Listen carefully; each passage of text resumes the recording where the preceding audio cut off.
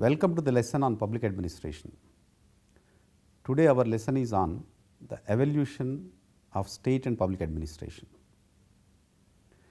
Main objective of this lesson is to study the state, how it has been evolved through the human civilization, and also we have to learn how the public administration is also evolved along with the state. What is state? We are every day discussing about the state. India is a state, United States of America is a state, Pakistan is a state, and how the public administration is related with the state. What are the functions of the state related to public administration? These are the main objectives of today's study. First important is we have to know the state and administration in today's scenario, because state is as old as human civilization. How far the state is going to be useful for the humanity and what type of changes are occurred in the state. At the same time, to understand the role of state in developing countries, the world is divided into two parts: developed world, developing world. Developed world, yes, United States of America, Britain, Germany, Japan, like that we are calling developing world. They are highly technologically developed, economically developed, institutionally developed. At the same time, we are having developing states. Developing states like India, can say China, Bangladesh and Sri Lanka. State as stands of today has evolved in stages through the historical period. It is regarded as one of the remarkable inventions of the human civilization. As Aristotle rightly said, man is a social animal. By extension, he is a political being and needs an association comprising the most intelligent and elite sections to look after the affairs of the state. Whenever we discuss the state, two important Greek philosophers will occur. One, Plato, another is Aristotle. These both Greek philosophers concentrated the importance of the state, particularly Greek city-state. They have not imagined the whole world as a globe and how the states are going to function. All their writings were related to the Greek city-state. Aristotle, in his book Politics, speculated about the origins of the state, described and assessed the relative merits of various types of government, and listed the obligations of the individual citizen. The whole evolution of the state is related with citizens' duties, responsibilities and the functions of the state and the government. Like Plato, Aristotle supposed that the need for a division of labor is the initial occasion of the formation of a society whose structure will be modelled upon that of the family. Aristotle, believed to be the author of the Constitution of Athens, in which the abstract notion of constitutional government is applied to the concrete life of a particular society. Aristotle also drew a sharper distinction between morality and politics than Plato had done. Although a good citizen is a good person, on Aristotle's view, the good person can be good even independently of the society. A good citizen, however, can exist only as a part of the social structure itself, so the state is in some sense prior to the citizen. Depending on the number of people involved in governing and the focus of their interest, Aristotle distinguished 6 kinds of social structure in 3 pairs. 1. A state with only one ruler is either monarchy or a tyranny. A state with several rulers is either an aristocracy or an oligarchy, and a state in which all rule is either a polity or a democracy. See, this is what the root cause of the present democracy in the Aristotle writings. A state in which all rule is either in a polity, citizens, elite, a good citizens, institutions, then a democratic system where the people are participating in the government, or a king or a ruler follows the rules and regulations. These were identified by the Aristotle in his book. In each pair, the first sort of state is one in which the rulers are concerned with the good of the state, while those of the second sort of those in which the rulers serve their own private interest. This modern state consists of the various organs of the governance, such as executive, judicial, legislative branches, and the central, regional and local governments with various departmental undertakings and agencies. The nature of state: democratic, dictatorial, theocratic, totalitarian and monarchic, defines the relationship between citizens and the instruments of governance, and it is also shaped by rules, enforceable laws, the machinery of enforcement and norms. We are having a different type of organs in the state. We have an executive, that is an administration. We have a judicial, that is a court. We have a legislature, like a parliament and assemblies. At the same time, we have a central government, state government and the local governments. Present state, that is modern state, it operates in a world of competing states. The state often consists of not just one government but also many. There is a central government, and if the country is even moderately large, there may be state, district and local governments. Cities, towns and villages, each with its local government, differentiated as the state is functionally, vertically, institutionally and regionally. The state also tries to remain an organic whole. The present modern state, as we are discussing now, it is not one government. Take away Britain. The Britain central government is powerful, local governments are powerful, because the countries are very small, the provincial systems are not there. Take America. The country is divided by the states, that is why they call United States of America. There are 50 states are there, another one district. So, American government, American constitution differs. Take in India, we have central government is powerful, state governments are powerful, local governments are there at the district level, we call Jilla Parishad, town level we are calling municipality, city level we are calling municipal corporation, village level we are calling Gram Panchayat. Each and every tier of this government having a different functions. Along with this, we have a different type of institutions. As a student, you know, we have a public service commission, we have a municipality. The whole activity of the government through different type of institutions is running every day and controlled by the central government. Now we will come to the important aspect of state and administration. The 19th century was much more important when it came to the viability of the state forms. There were three basic forms then: 1 democracy, 2 feudal state, 3 colonial state. The 20th century has greatly escalated the mortality of state forms along with a dramatic expansion of the functions of the state. Whenever we take about 19th century and 20th century, there is a sea of change of understanding of the state. By the time of the 20th century, there is a lot of change after the Second World War. More than 140 countries got an independence after the Second World War. A different type of democratic systems have existed, established and successfully continuing.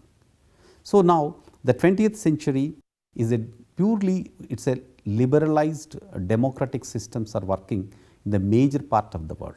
Still some part of the world are dominated by the totalitarians, dictatorships are there, but still major part of the world are in the democratic governments and democratic states. In recent years, that is after 1990, particularly after 2000, there were the arguments in favor of the limited role of the state, also known by other terms such as retreating the state, downsizing the state, withdrawal of the state, and state has become strident.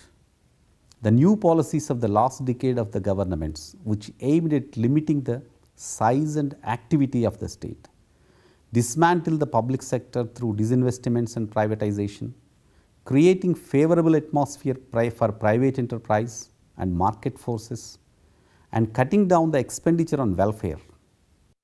The world globalization holds much weight in the context of the present world. Presently, if you see, after 2000, this is what we call is a new public management revolution in the world.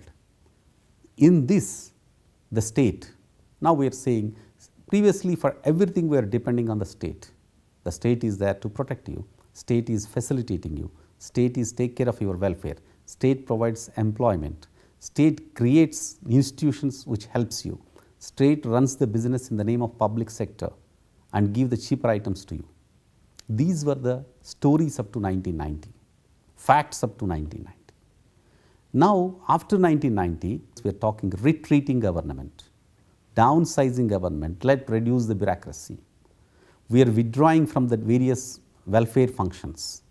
This has become a domination that is called we are downsizing, withdrawing government.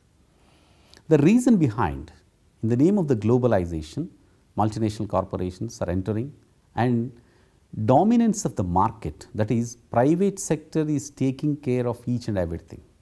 In the post-Cold War era, the situation of the world has changed considerably. The world today commonly referred as a global village owing to its apparent smallest brought about by improved means of communication. In this global village, the most crucial phenomenon is globalization, which means a situation which contains aspects placed beyond national or localized interest in the international platform. Through globalization caters to a variety of fields, its most repercussion has occurred in the field of economics. You might have heard the word called global village. Why we are calling the word a global village? Because number one, invention of internet, the world has come a small. You can contact a person in New York within a half second sending an email. He replies you back within a half minute stating that he is doing this, he is whatever you want. Like this, because of information and communication technologies, all over the world it has become a global village. In this global village, one of the important aspects is communication. Another important aspect is because of global economics and world market. For example, made in China items are available here. Made in India items are available in America. So you can identify that some of the things in India, made in China, made in Indonesia. So like that world has become a simple global market. This is because there has been a distinct division between economically developed and economically underdeveloped countries in the world in the post-colonial era. In order to overcome this economic disparity, cumulative efforts of the entire world, especially that of the developed countries, required.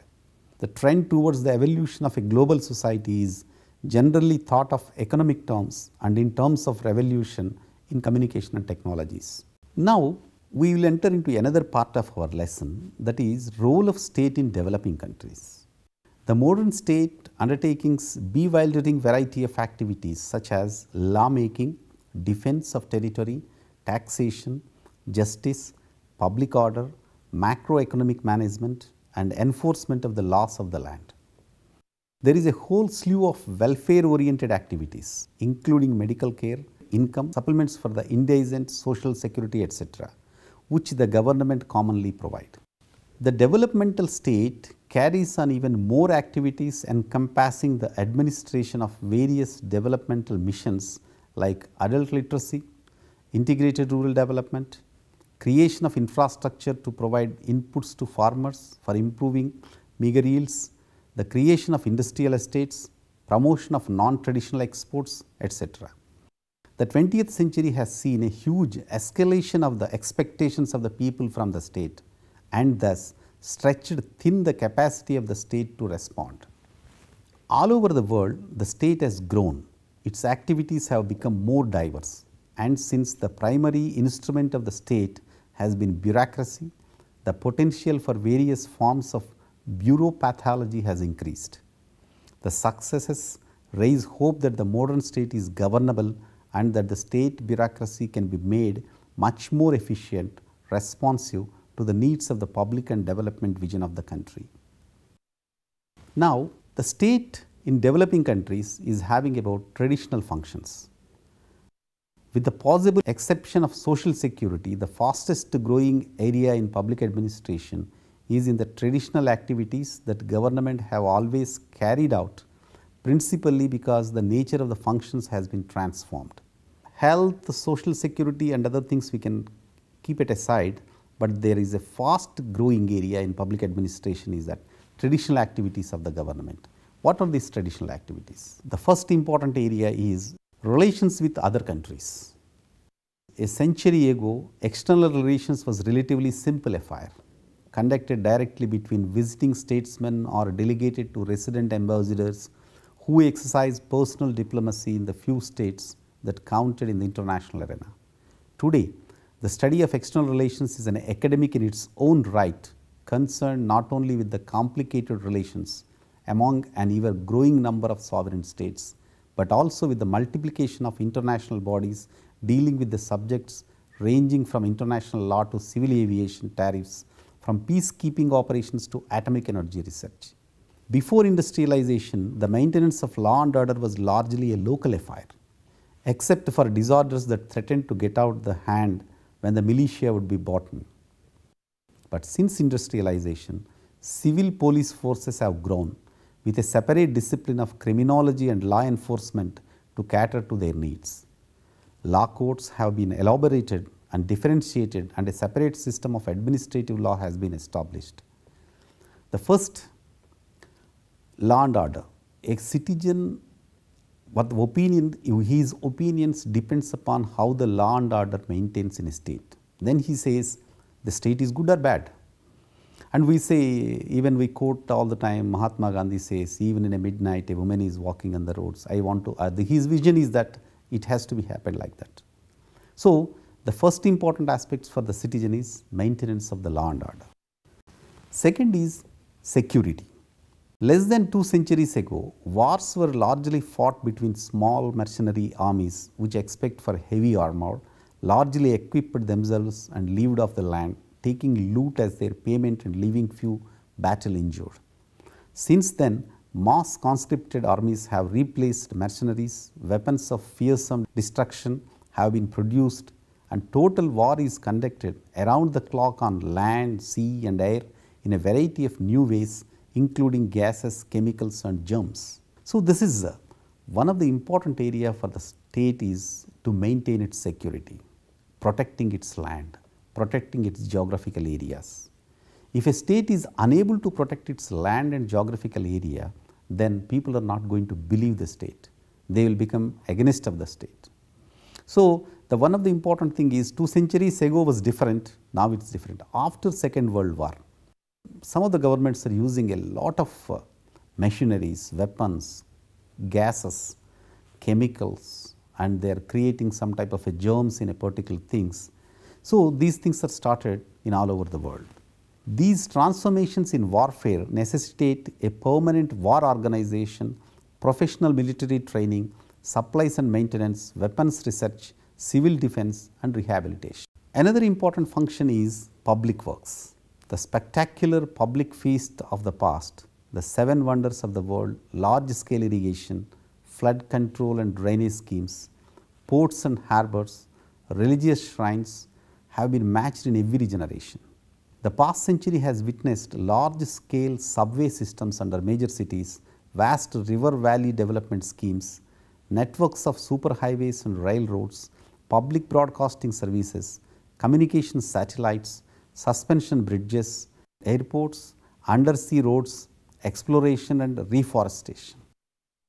These type of spectacular public projects should not eclipse the steady advance along a wide sector of traditional public concerns that fill the agenda of local authorities without raising much public attention. As a student, we can think about state and its traditional functions in developing world, particularly related about these 4 areas.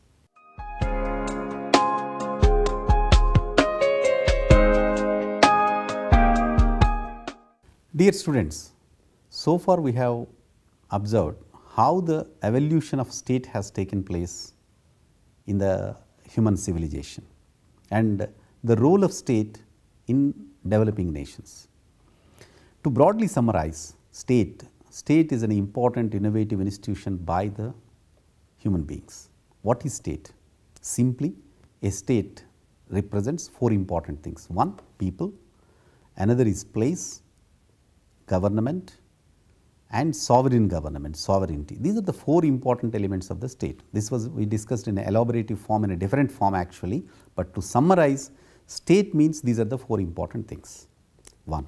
2, states having a different type of a factors. For example, a different type of a nature of the state exists in the world. For example, totalitarian, dictatorship, a democratic, theocratic, a different type of states emerge in the world, is already existing in the world. Another important area is developing states public administration is basically related about number one, how they are maintaining diplomatic international relations with other countries. Number two, how the law and order is maintained in the country. Number three, how they are protecting their country. Number four, how the important welfare activities has going to be taken place in the people.